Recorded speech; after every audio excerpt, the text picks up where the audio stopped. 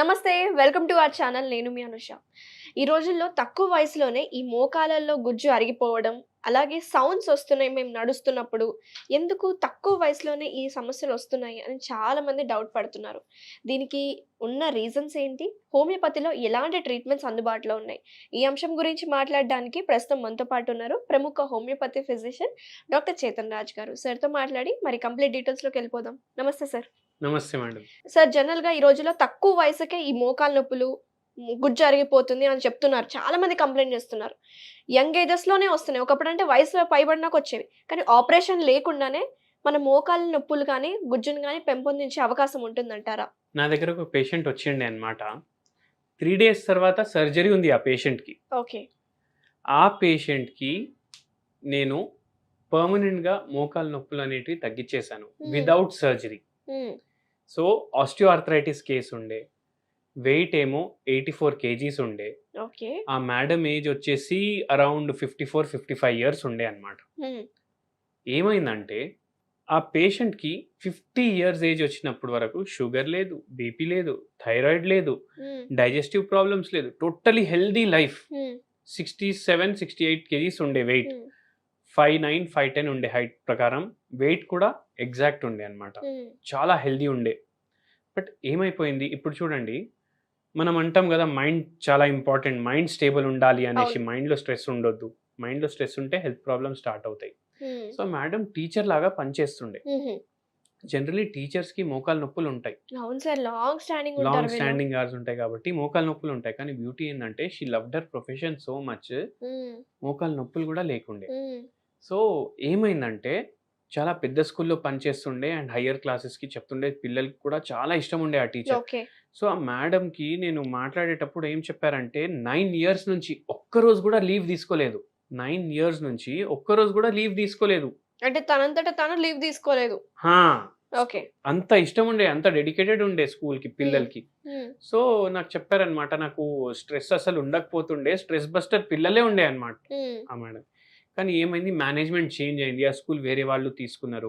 And senior teachers కి salaries ఎక్కువ ఉండడం వల్ల ఎందుకు సీనియర్ టీచర్ని పెట్టుకోవాలి, వాళ్ళందరినీ తీసేసి జూనియర్ ఫ్రెషర్స్ ని హైర్ చేసుకున్నారు. అండ్ ఎంత అయితే ఒక్కరికి సాలరీ ఇస్తుండే దాంట్లో వాళ్ళు 2-3 టీచర్స్ ని అపాయింట్ చేసుకున్నారు అనమాట.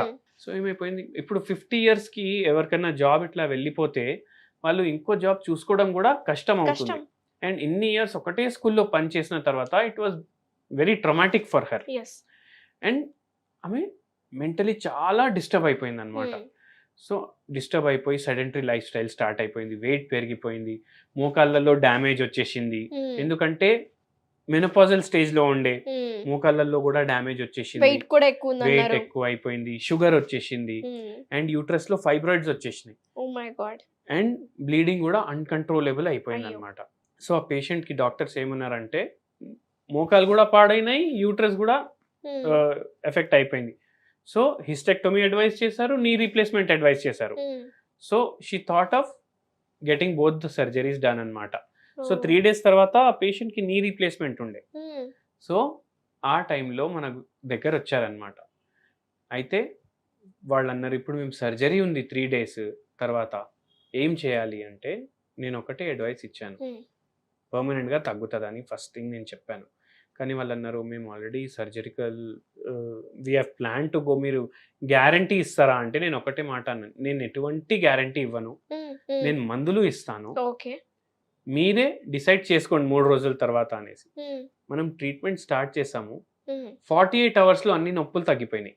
అండ్ 8-9 మంత్స్లో పూర్తిగా మళ్ళీ రిపేర్ కూడా అయిపోయినాయి జాయింట్స్.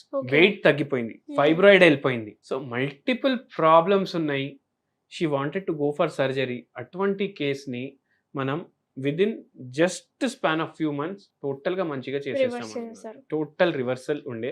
అంటే ఏజ్ ఫ్యాక్టర్ కూడా ఒకటి ముఖ్యం కదా సార్. ఇప్పుడు 50 years is not small age కదా madam, half century. So it is age factor important ఉంటుంది. బట్ పేషెంట్ కి కూడా ఉండాలి నాకు మంచిగా అవ్వాలనేసి. సో ఆ పాజిటివ్ యాటిట్యూడ్ ఉండి మనం మెడిసిన్స్ కరెక్ట్ వర్క్ అవుతాయి అండ్ డెఫినెట్లీ రివర్సల్ అవుతుంది. నా ఒపీనియన్ ఏంటంటే, డాక్టర్ ఫిజిషియన్ ఎంత 100% తన ఎఫర్ట్స్ ట్రై చేసినా సరే పేషెంట్ నుంచి కూడా కొన్ని ఎఫర్ట్స్ ఉండాలి. అంతే కదా సార్? అబ్సల్యూట్లీ పేషెంట్ సైడ్ నుంచి కూడా ఎఫర్ట్స్ ఉండాలి అండ్ డాక్టర్ మీద నమ్మకం ఉండాలి. ఆ ఇప్పుడు నమ్మకం అనేది మీ దగ్గర కుదిరింది ఆవిడకి. సో, హా, సర్జరీ కూడా పోస్ట్‌పోన్ అయిపోయింది. అసలు సర్జరీ లేకుండానే అయిపోయింది. సర్జరీ లేకుండానే ఆ పేషెంట్‌కి మంచిగా అయిపోయింది. ఇప్పుడు ఓకే. సింపుల్ చెప్తాను. పాజిటివ్ థింకింగ్, ఒకవేళ పేషెంట్‌కి నా మీద నమ్మకం ఉంది, డెఫినెట్‌లీ పేషెంట్‌కి తగ్గుతుంది. ఓకే.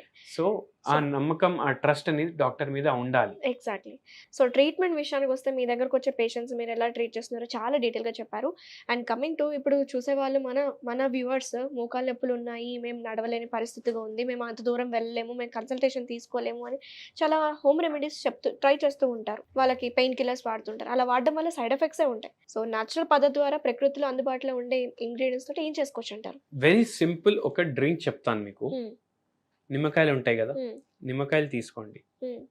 నిమ్మకాయ జ్యూస్ ప్రిపేర్ చేసుకోండి. దాంట్లో ఓకే. ఇంగువ ఉంటుంది కదా! హ్మ్. అది కొద్దిగా యాడ్ చేయండి. Just 1 pinch, more than okay. Enough. హ్మ్.